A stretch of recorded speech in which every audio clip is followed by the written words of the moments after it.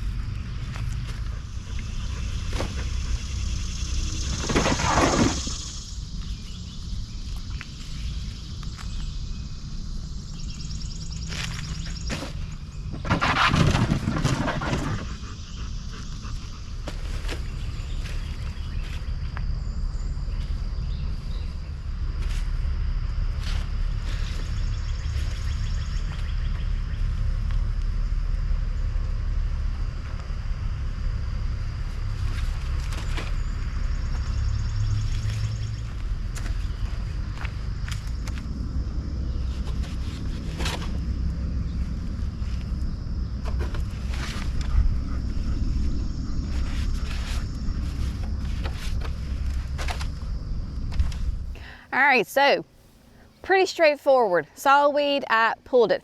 I don't know about y'all, but in my garden this year, I have gotten tons of like baby trees. So for whatever reason, this winter, it feels like all the trees were like, oh, let's produce tons of little, viable seeds, because we have had so many maples.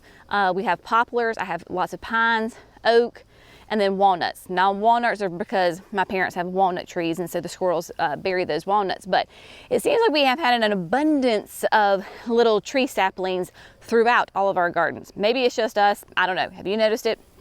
So go ahead and pull them, because if you if you don't want a tree growing in the middle of your flower bed, you need to go ahead and pull them while they are little. So what I went ahead and did is I placed out 16 of the lemon blush caladiums. I did them in 2 little pockets, and I just filled in some holes. So here we have, of course, the beautiful Sun Patience.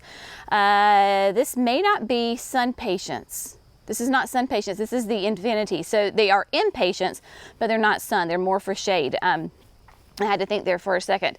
And then I've got, what is that, 2, 4, 6 of the lemon blush right here, kind of just filling in again between the rock, the coleus. I've got that Pegasus begonia that's doing fantastic, and then a rhododendron back there. So we will get those planted. The idea, of course, is that they will fill in and be a beautiful mass group planting that will look like one plant. And then coming down here in front of the pufferfish behind the Vino Verde, we have got 10 of them. And you'll notice that I kind of followed my irrigation lines and just spaced them on either side of the irrigation lines, kind of a loose window pane, so that way that they will fill in and again give me a nice big huge display. Should be really pretty behind these Vino Verdes and do great. I know that the lemon blush, you might be thinking, Jenny, the lemon blush is a shade caladium, but you're planting it right there at the base of a pufferfish, which is a panicle, which typically, is a full sun hydrangea. Yes, you are correct in that. So this area is one of those that, being a student of my own garden, I know that yes, this gets sun. It's enough sun for the hydrangea to produce, but it's not too much sun that my lemon blush are going to burn. I have lemon blush along the house in the hay racks right there at the driveway, and they get full sun until about noon. So that's a good 5-6 hours of morning sun, and then they're in the break in the afternoon. So they should be able to handle this just fine.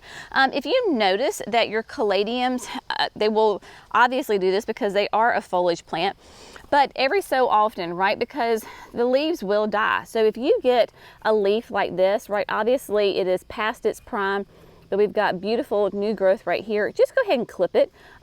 We'll see if the old thumbnail will work. It will not work. They are too tough for that. So just bringing your clippers, get as close to the base of the plant as you can go. Clip, boom, there you go. So don't be afraid just to kind of clean them up as you deem necessary. But yeah, so what we're gonna do is I have got my power planter auger with the 5-inch heavy duty tip on it, and so we're going to get some holes drilled right quick. I'm going to throw down some biotone and then plop them in the ground. I'm not worried about compost, because remember, I'm coming back with my compost blend that we use to top dress in these areas where we want to build up nutrition. So there's no land and sea, there's no black gold compost. That is what the top dressing is for. So yes, once again, woman on a mission. We're going to get this done so I am not late for these kiddos, because I'll never hear the end of it.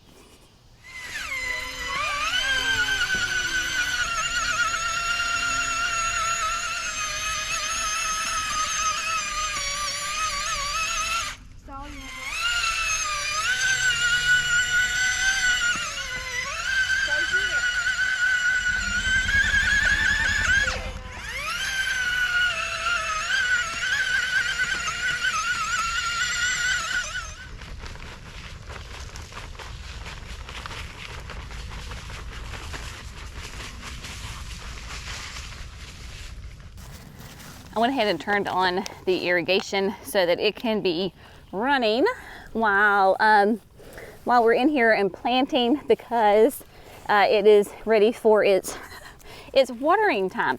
Now you'll notice that I was not like super crazy specific with the placement of the biotone. I just sprinkled it down on top. Yes, it went on top of the plants, but as I pull them up, I give them a little shaky, and that comes off, so they will be just fine. You're trying to get it obviously right into the soil around the plants because that biotone, as we know, is a great starter fertilizer, and we want these caladiums to have a great rest of the summer because we are planting them later on in the season, which for caladiums, if you're going to add something to your annual, whether it's a container or the landscape, caladiums are the ones to do it, right? There's certain plants that like the cool weather more than the heat. Caladiums are the absolute opposite. The hotter, the more humid it is, the happier they are. And heaven knows that is where we are here in North Carolina. The humidity is cranking. Although I will say yesterday it felt a little cooler. We only had a humidity level of 52%. So that was nice compared to the 70 something we've been having. So that's one reason why our caladiums just were kind of like hanging out. They just weren't growing. They were just sitting there, and they hate that cool, dry air. That is not the climate for a caladium, but you cannot beat the color and texture and interest that a caladium brings to your garden, your containers, landscape, whatever it is. And there are caladiums that are sun, and there are ones that are shade, some that can do both. So make sure you read your tag when you are buying them. All right, so this little patch is done. We're gonna move up and get those other ones done. I am doing, let's see what my time is. Get the watch working here. All right, I have about 40 minutes. I gotta get this bed mulched in 40 minutes. We can do it.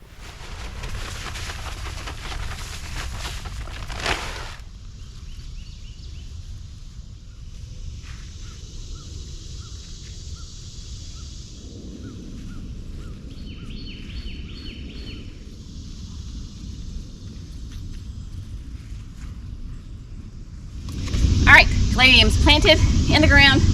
Gonna go grab the bobcat, and we're gonna get some mulch laid down.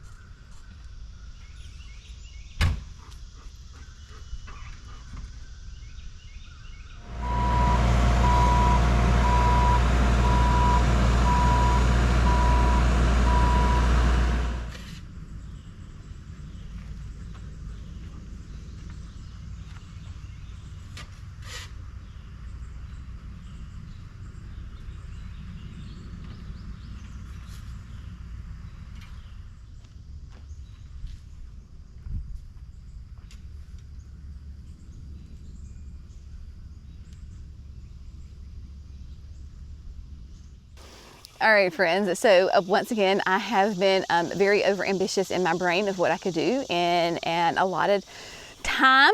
And yeah, so the clock is done. My time is up for this morning. About halfway done with the mulch. Got one of the buckets filled, dumped, spread. So that's about a half a yard. So I got about half a yard done.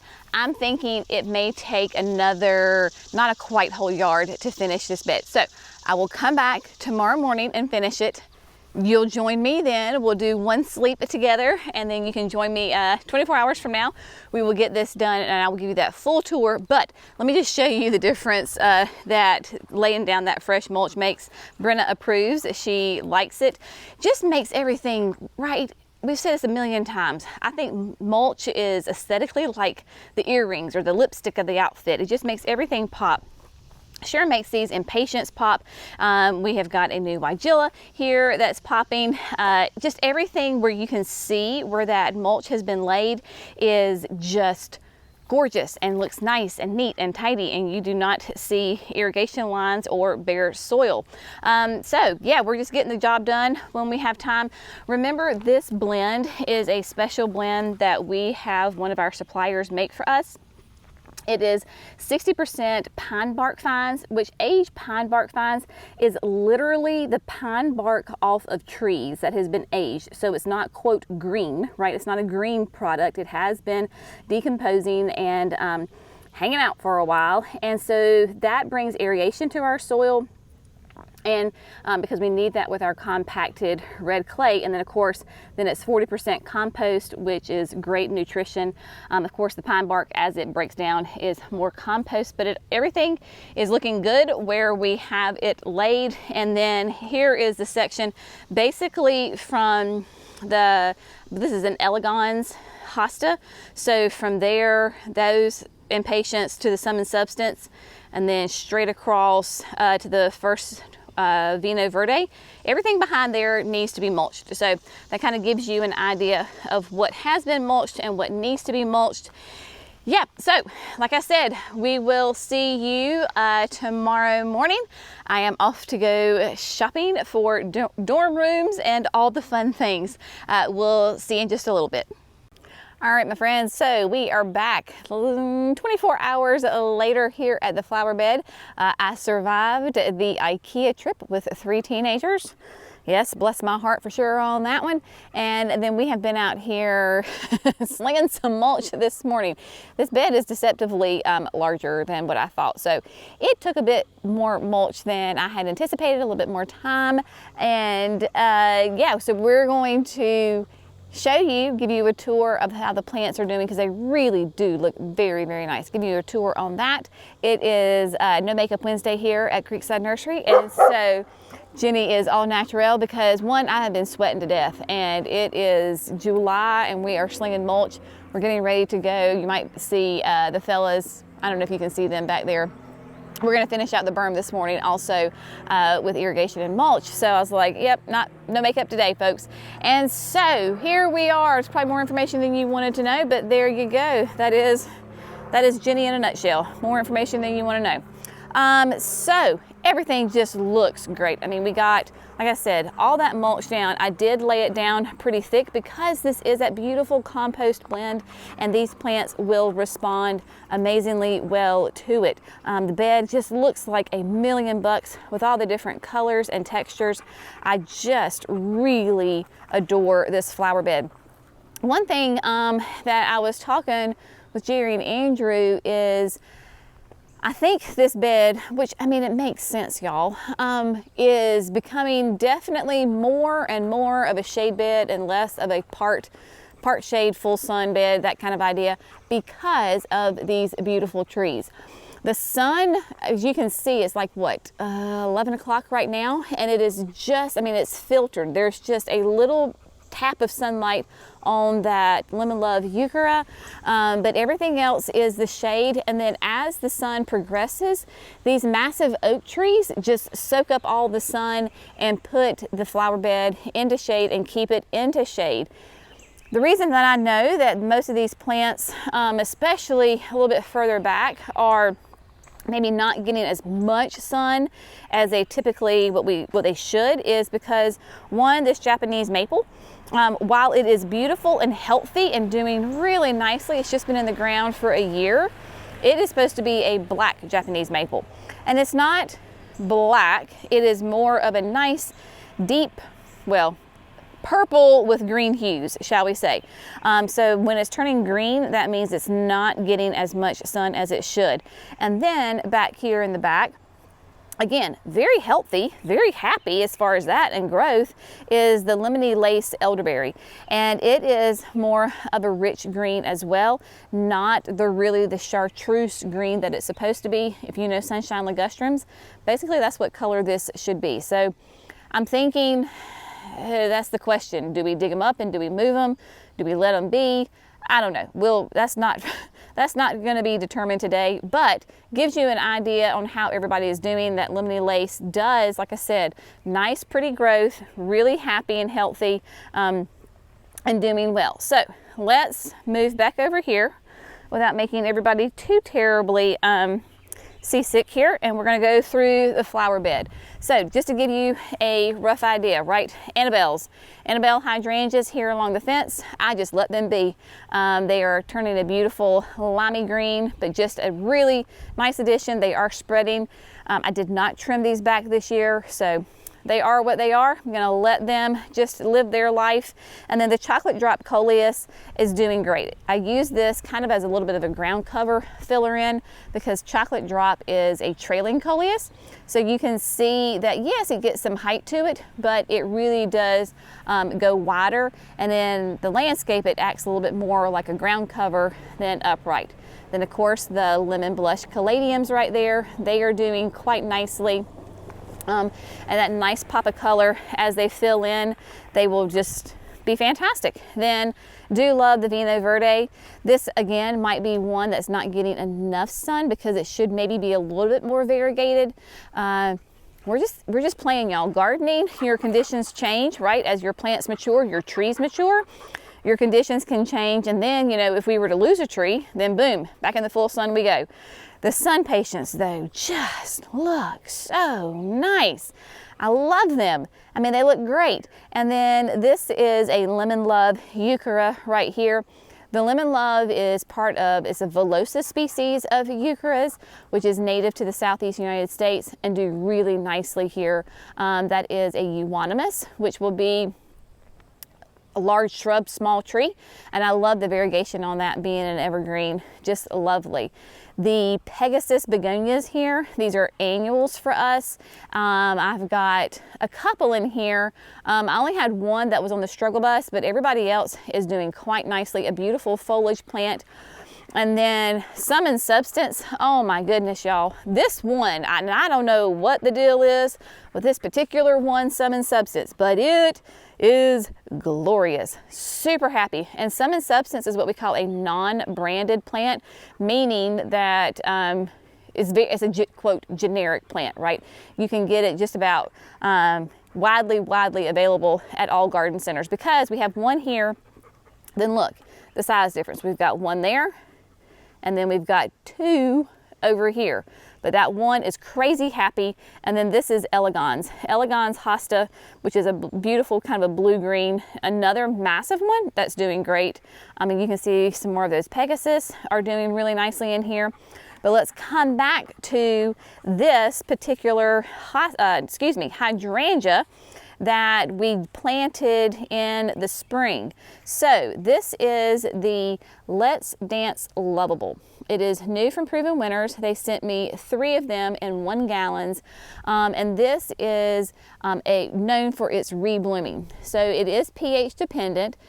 Whether the color will change to blue for us, it'll be interesting, but right now they are pink, beautiful blooms, 2 of those on there, which I'm quite impressed with, because these were pretty small plants when we got them, and they were not rooted really well. So for them to go in not really well rooted, doing nicely. And then look at the buds on this one. We've got lots of buds right there. We have, like I said, we have 3 of them, and then the other one is right over here, and she too is doing well, getting a little bit covered up by the chocolate drop coleus, but you can see there's multiple older blooms, and then we've got 2 new buds on that one as well. So they are doing great. The Let's Dance Lovable is going to be hardy in zones 5 to 9, needs a minimum of 4 hours, and the cooler you are, the more sun it can take. Here, with our heat and humidity, they do really well with that 4 to 5 hours of sunlight and then a break from the heat in the afternoon. So be fun to continue to watch these things grow and develop as the years progress. They're going to be about 3 to 4 feet tall and wide. So again, that's where having, you know, annuals, right? So I've got annuals all around it, nice and full, while I wait for that hydrangea to fill in. And then once it's nice and mature, right? So obviously once it's mature, I would not have a Pegasus here. I wouldn't have the Color Blaze coleus. Give it lots of room. I do have one of the new Weigelas back there. This is the bubbly wine. Let me show you. This is a little bit of a better, this is a little bit of a easier specimen and prettiness to get to. So here we go. Again, new this year, that bubbly wine has beautiful variegated foliage. It's a little bit, well, it's a lot different, but I mean, as far as like the reverse of the Vino Verde, where it has the darker center and then that chartreuse on the edge. So having those two, the same plant, right, the same type of plant in here, but having those different kind of foliages is fantastic, and just really splashy color. It's gonna be hardy in zones 4 to 8. This will be, could be about 3 feet tall by 3 feet wide, and it will do kind of a lavender purple flower on it.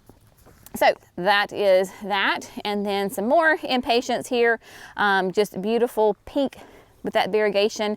And then the dogwood, super happy with how the golden shadows, this is a pagoda, type of pagoda dogwood, golden shadows. Look at all that beautiful new growth on the tips, doing really nicely. So, but looking at it, my concern is maybe this will show you a different perspective.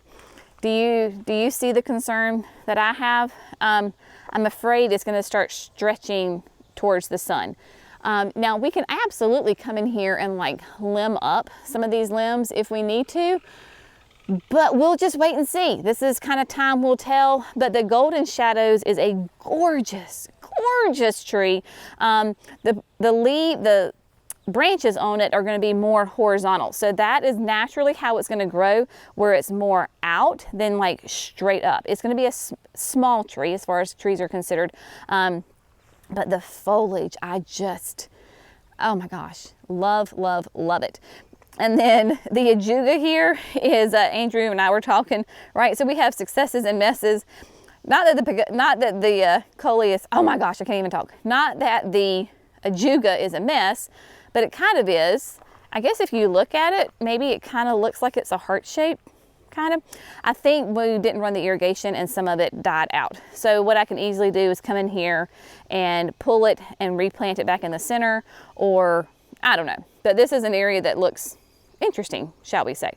There is an irrigation line running through that, and then I covered it up. But yeah, overall, really happy with how this bed has developed.